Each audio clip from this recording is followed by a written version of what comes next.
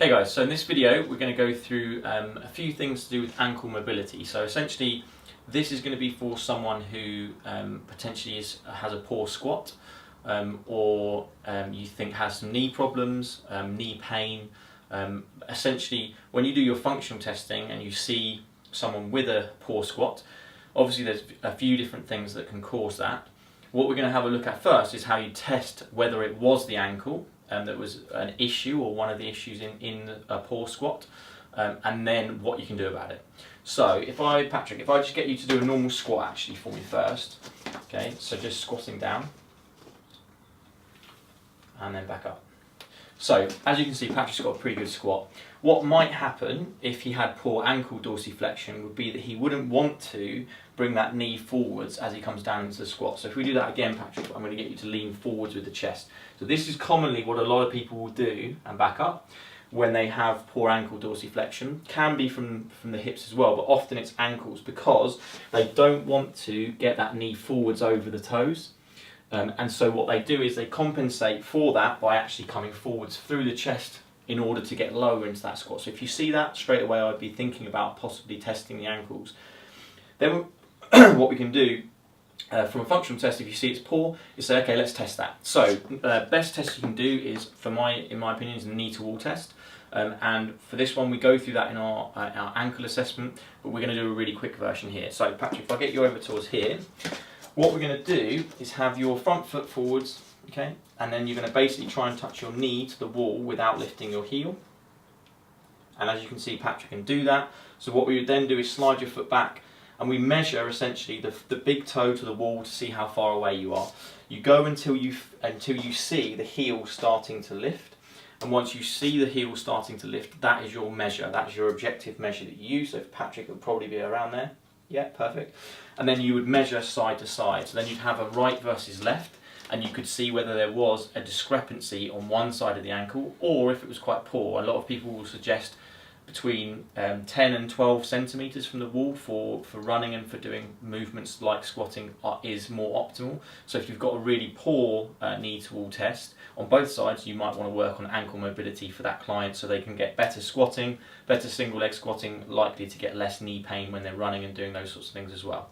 So what we're going to do about that, so we find that he's got a bit of an ankle restriction, we want to improve that mobility of the ankle. And again, there are other things that can cause ankle problems. There are dynamic control problems and neuromuscular problems, but today we're really going to focus on the mobility of that ankle. So, firstly, I like to use foam rollers. So Patrick, if I get you down onto your back, perfect, and then legs over the top, and then literally just going to roll through. So again, rolling through those calves. One of the things that limits the ankle dorsiflexion is those calves or tightness through the back posterior structures. And then you can get, putting one foot on the top. I tend to tell people as well to go right up to the knee, so just into that knee, because again that's where those calves, gastroc and soleus hook into the knee.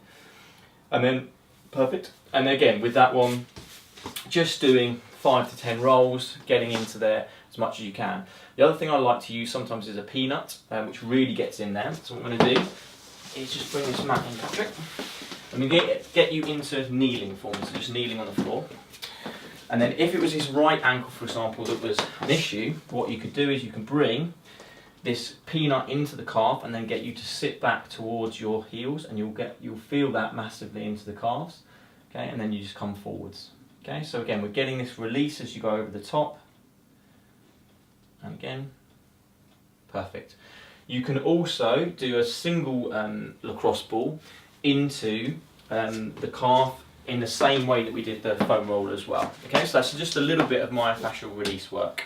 Then what we're going to do is actually a dynamic mobilization for the ankle joint. So we come over towards the wall again, Patrick, and then what we'll do is a knee to wall test essentially, but we're going to do different planes of motion. So the aim is going to be to have your hands against the wall, and then you're just going to bring the knee, come out to the point where you feel it's going to be more challenging, so for you probably about there, and then you're going to try and touch that wall. And you're just driving the knee in towards the wall to try to touch the wall, and then I want you to go kneecap over the outside of your foot and kneecap over the inside of the big toe. So again, what we're creating there is different planes of motion. We're going to be stretching these posterior structures in a different way as he goes to those different in that different angled point, basically. Perfect. Okay, then we're going to come into a press up position. And what we're going to do is a variation on the downward dog. So we're going to come up into that position like that, perfect. Hooking the left foot behind the right foot. Yeah, or right foot behind the left, that's fine. And then pushing that heel towards the floor. Perfect, so you come up onto the toes and then you push back and down towards the floor. Okay, now let's drop the hips a little bit. So let's go lower with the hips. So bring your hands forwards a bit, Patrick. And then drop the hips lower a little bit. So now we're getting a little bit more stretch as he comes back into the calf itself. Okay, and again, we're just mobilising and dynamically stretching that calf into a dorsiflex position. That's good. And perfect. And then one last one I want to do, which just involves a little bit more through the foot, is again a knee to wall touch stretch. You're going to come against the wall, Patrick, with your toe, big toe against the side. Perfect. And then we're getting a little bit of first ray extension. And then what you're going to do is drive that knee towards the wall. And that's get a really big stretch. Doesn't matter if you don't touch the wall, but you're just driving in towards the wall as much as you can. And again, then we're getting a big stretch through the foot. We're getting first ray extension, which is really important. And we're also getting those posterior structures of the calf. Perfect, makes sense? Cool. So, last thing we're going to do is a little bit more control work through the foot. So now we're going to get the foot working in a dynamic way where it's mobilising but also getting the muscles and neuromuscular system working hard. So Patrick, if you come into the middle, we're going to do a test called the clock.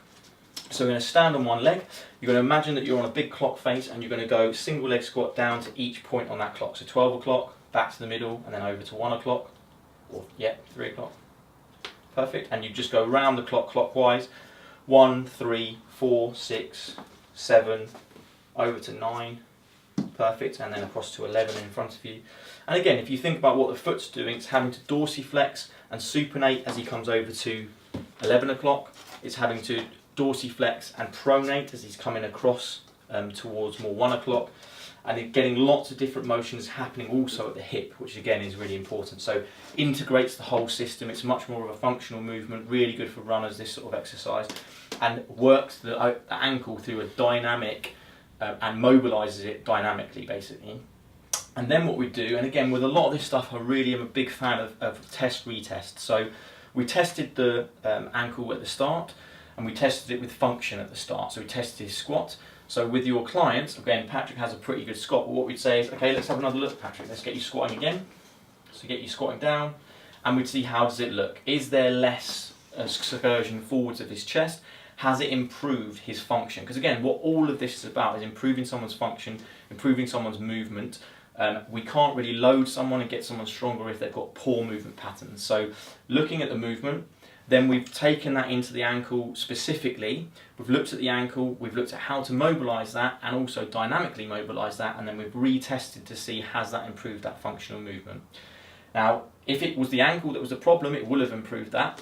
Again, it might take longer than obviously what we've done here, but it's going to take a few sessions once you've done a few sessions and really improved that motion. And again, you can retest the knee to wall and see whether that's improving. And what you will find is an improvement of that will improve the way they squat, if it's the ankle that's the problem. If it's not improving the squat, then you have to think, okay, what else could it be? Could it be the hip? Could it be thoracic spine? Could it be a lack of motor control? But this video is all about how to improve ankle mobility for someone's functional movements, a quick version of what I would do with someone. There are other things obviously you can use, but this is a great little circuit. Use this with clients and you're going to get good results in terms of making them squat better.